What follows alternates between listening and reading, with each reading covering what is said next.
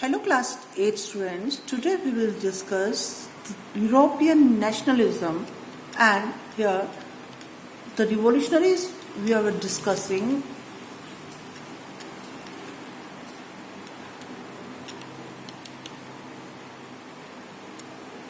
Conservative regimes set up in 1815 were autocratic. They didn't tolerate criticism and dissent and sought to curb activities that questions the legitimacy of autocratic government. जो conservative government थी जब वो 1815 में आई वो autocratic थी, मतलब वो अपना रूल्स लाते थे, उनका अपना वे था, वो डेस्पोटिक थी और वो किसी की भी जो अगर कोई उनसे एग्री नहीं करता था तो वो उसको पसंद नहीं करती थी। साथ में वो अपने जो ये कानून थे उनका उल्लंघन भी पसंद नहीं करती थी। वो ऐसी एक्टिविटीज़ को, ऐसे कार्यकलापों को जो कि उनकी गवर्नमेंट की ऑटोक्रेटिक पावर को अगर वो क्वेश्चन करते थे तो उनको वो दबाने की कोशिश करते थे। Most of them they censored censorship laws to control what was said in newspapers, books, plays and songs and reflected the ideas of liberty and freedom. ज़्यादातर सेंसरशिप कानून बना दिए गए जो कि न्यूज़पेपर्स, बुक्स, प्लेज या सॉन्ग्स में ऐसी चीज़ें रिफ्लेक्ट करते थे, ऐसी चीज़ें शो करते थे जैसे कि जिसमें कि स्वतंत्रता या आज़ादी का इक्वालिटी का उसमें कोई मेंशन हो, अगर उसके बारे में कुछ कहता था तो वो लोग उसे बैन कर देते थे। The memory of the French Revolution nonetheless continued to inspire liberals. One of the major issues taken up by the liberal nationalists who criticized the new conservative orders was freedom of the press. But जो France revolution, जो France की क्रांति थी, उसकी जो यादें थी वो एक इंस्पिरेशन थी, प्रेरणा थी लिबरल्स के लिए, ऐसे लोगों के लिए जो उदारवादी सोच रखते थे और ऐसे जो उनके लिए जो फ्रीडम ऑफ द प्रेस की स्वतंत्रता बहुत ज़्यादा मायने रखती थी।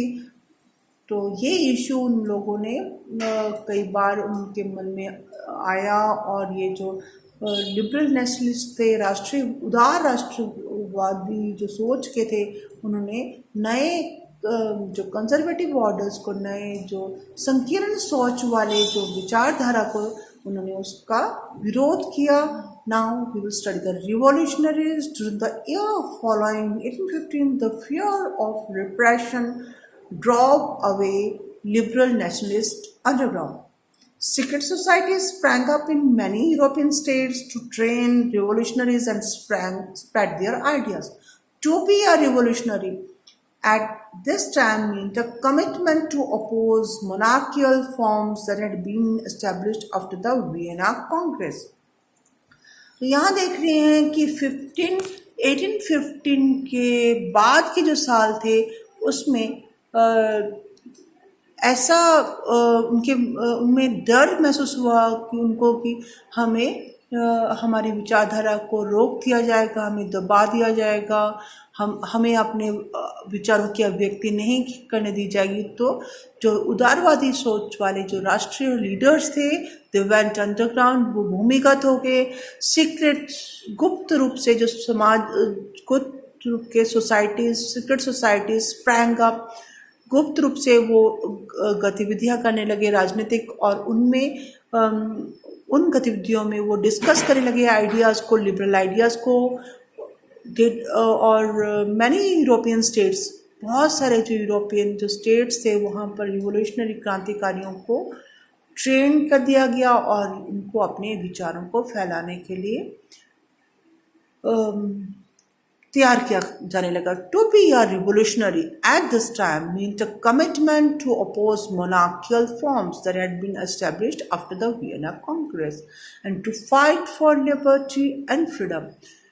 इस समय में रिवोल्यूशनरी क्रांतिकारी का मतलब ये होता था कि उनको एक कमिटमेंट करनी पड़ती थी कि जो अभी जो सिंगल ऑटोक्रेटिक रूलर या मोनार्कियल फॉर्म्स ऑफ जो गवर्नमेंट चल रही है आफ्टर द वियना कांग्रेस, तो उसको उसका विरोध करना है और आज़ादी के लिए स्वतंत्रता के लिए हमें लड़ना है. Most of these revolutionaries, they also saw the creation of nation states as a necessary part of the struggle for freedom. तो ज़्यादातर जो क्रांतिकारी थे वो सोचते थे कि नेशन स्टेट का निर्माण होना चाहिए, जो कि एक बहुत ज़रूरी पार्ट है इस आज़ादी की लड़ाई का. One such individual was the Italian revolutionary Giuseppe Mazzini. Born in Geneva in 1807, he became a member of the secret society of the Carbonari. As a young man of 24, he was sent into exile in 1831 for attempting a revolution in Liguria. एक Italian क्रांतिकारी Mazzini, वो Geneva में 1807 में पैदा हुआ. वो इस secret society का मेंबर बन गया ऑफ द कार्बोनरी. 24 years में a young man of 24, he was sent into exile. उन्हें उसे दूर भेज दिया गया और 1831 फॉर अटेम्प्ट. और लिग्वेरिया में उसने एक क्रांति करने की कोशिश के चार्ज पर उसको दूर भेज दिया गया, उसको बाहर कर दिया गया. ही सब्सिक्वेंटली फाउंडेड, उसने 2 और अंडरग्राउंड सोसाइटीज बनाई. First Young Italy in Marseilles and then Young Europe in Berne. Berne में उसने यंग यूरोप एक संस्था बनाई. उस members were like minded young man from Poland, जिसके कि जो सदस्य थे उसके जैसे विचारधारा रखने वाले पोलैंड के लोग थे, फ्रांस, इटली और जर्मन स्टेट्स के लोग थे. Mazzini believe that God had intended nations to be natural units of mankind. Mazzini का ये विश्वास था कि गॉड की ये विचारधारा है, गॉड की ये टेंशन्स है कि वो नेशंस को, राष्ट्रों को मैनकाइंड की यूनिट्स मानता है. राष्ट्र जो है वो हम जो मैन है, हम जो पर्सन्स हैं उनकी टेरिटरीज है. So Italy could not continue to be a patch work of small states and kingdoms. Italy एक पैच वर्क नहीं होना चाहिए, मतलब डिफरेंट स्मॉल स्टेट्स को मिलकर के इटली नहीं बनना चाहिए. It had to be forced into a single unified republic within a wider alliance of nations. एक सारे राष्ट्रों का एक समूह होना चाहिए, मिला जुला समूह, और वो सिंगल यूनिफाइड अकेला यूनिफाइड जो इटली होना चाहिए. This unification could be the basis of Italian liberty. Following his model, secret societies were set up in Germany, France, Switzerland, Poland. Mazzini's relentless opposition to monarchy and his vision of democratic republics frightened the conservatives.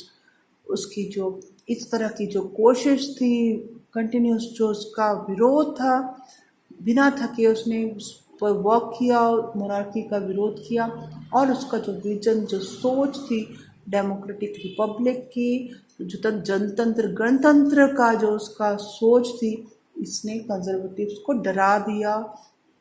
और Metternich described him as the most dangerous enemy of our social order.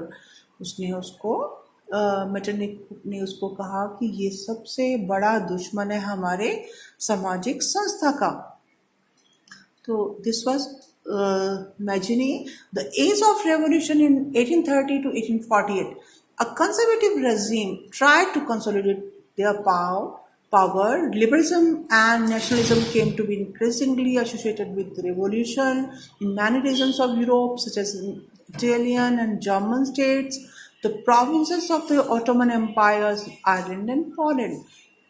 Conservative जो संकीर्ण विचारधारा की जो रजीम थी, शासन था, उसने अपनी पावर शक्ति को इकट्ठा करना शुरू किया. लिबरलिज्म एंड नेशनलिज्म राष्ट्रीयता और स्वतंत्रता की जो फीलिंग थी, ये रिवॉल्यूशन के साथ, क्रांति के साथ जुड़ी हुई थी। कई क्षेत्रों में, यूरोप के कई क्षेत्रों में, जैसे कि इटली और जर्मन्स में, ऑटोमन एम्पायर्स, जो टर्किश ऑटोमन एम्पायर्स की जो प्रोविंसेस, जो प्रदेश थे, और आयरलैंड और पोलैंड में भी ये जो रेवोल्यूशंस थी, क्रांति थी, ये they were led by the liberal nationalist belonging to the educated middle class Alight.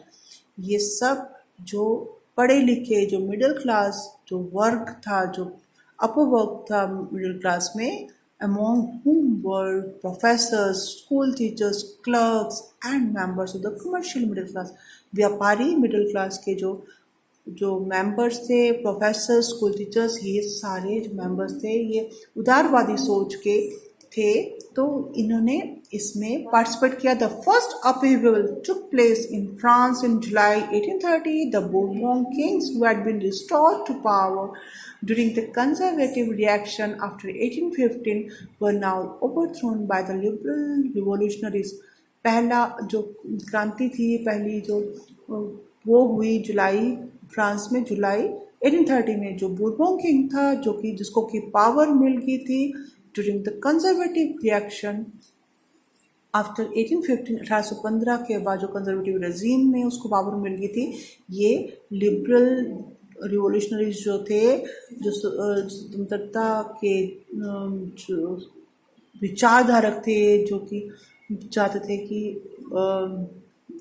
क्रांति, वो ऐसे क्रांतिकारी जो स्वतंत्र विचारधारा के थे, वो चाहते थे कि वहाँ पर लिबरलिज्म हो, इक्वालिटी हो।